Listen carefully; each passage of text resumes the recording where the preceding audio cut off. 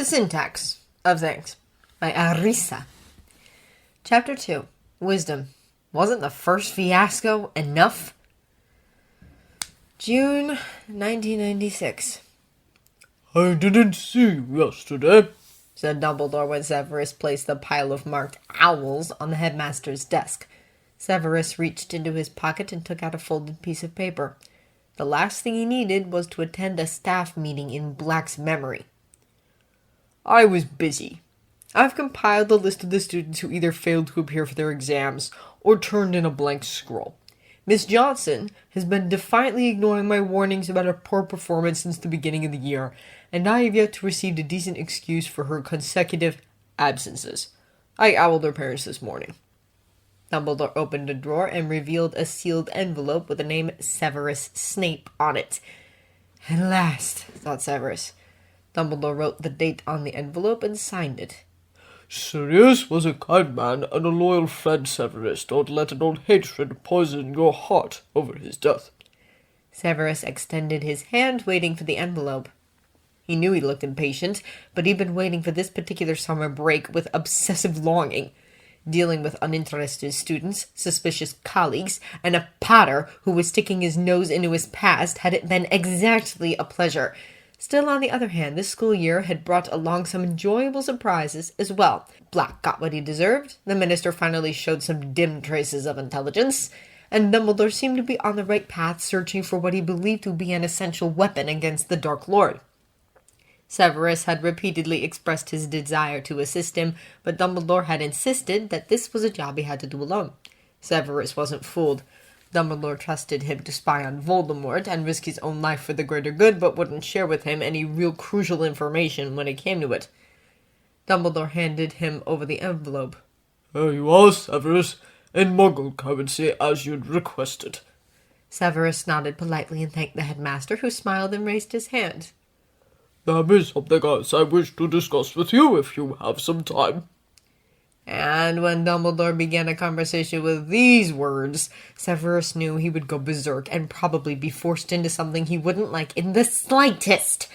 He seated himself, nevertheless, and gritted his teeth with tension, which he felt would soon be very much justified.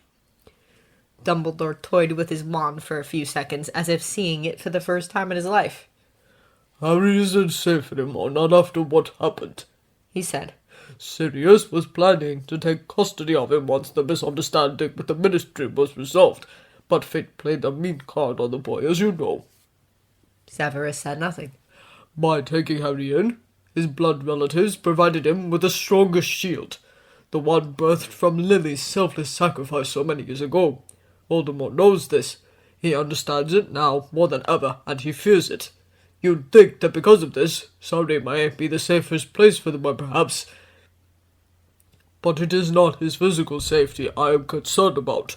The great depth of the mental connection is not a secret anymore, and since Voldemort has already used it once to lure Harry into the ministry, there is no reason to believe that he will not attempt it again. He is intimidated by Harry's emotional capacity, his feelings, his pure heart, and that is what makes him waver.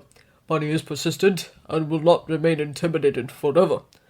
The boy has been having visions. Severus, you are aware of it. In his dreams, he could see through Voldemort's eyes. Severus felt a chill running down his spine. I am aware of it. It's phenomenal. And that is why he needs to learn how to build solid walls around his mind.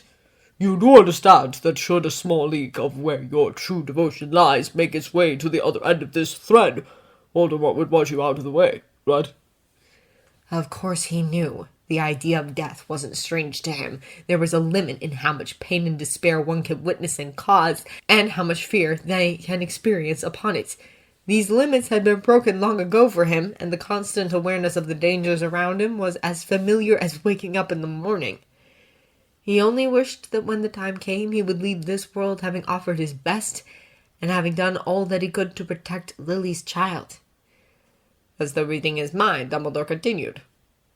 This is why it is so important for Harry to master Occlumency at last. It is a necessity that simply cannot be ignored anymore. I do need you alive, as you understand. What? I know this is too much of me to ask, Severus, but wasn't the first fiasco enough?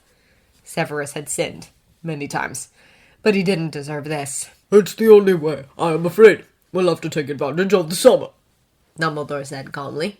Severus stared.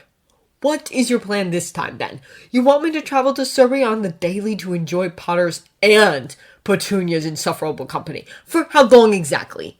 How many days a week would you like me to sacrifice for this farce, pray tell? Well, the good news now. And Severus was ready to give an arm and a leg if the news were actually good. No magic can be done in his home since the Ministry would happily register it as underage magic.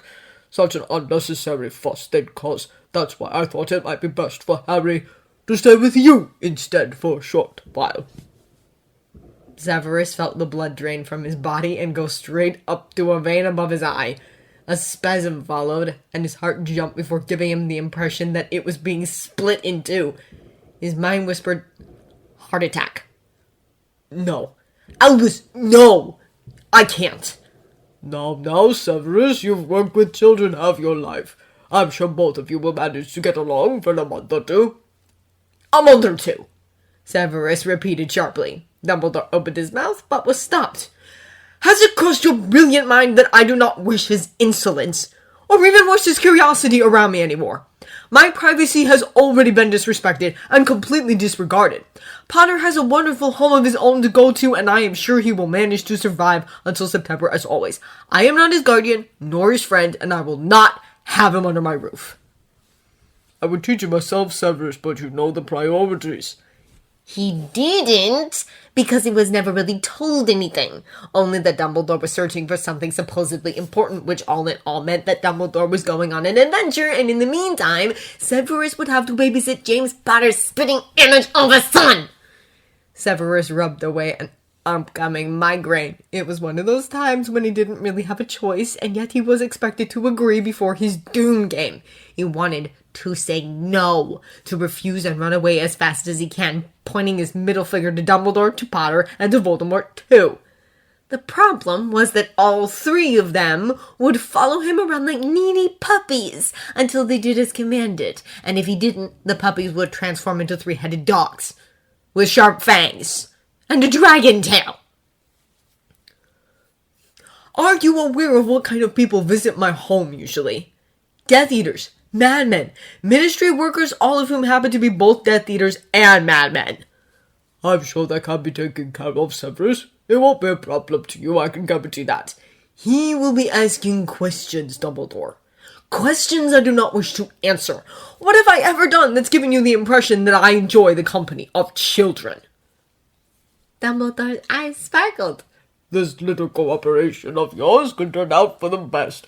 Do try and see him for who he really is, my boy. You might be surprised. Fuck you. Severus nodded in defeat as he strode towards the door. I'm not doing this for you, Dumbledore. Dumbledore chuckled. Thank Merlin, you're not my boy.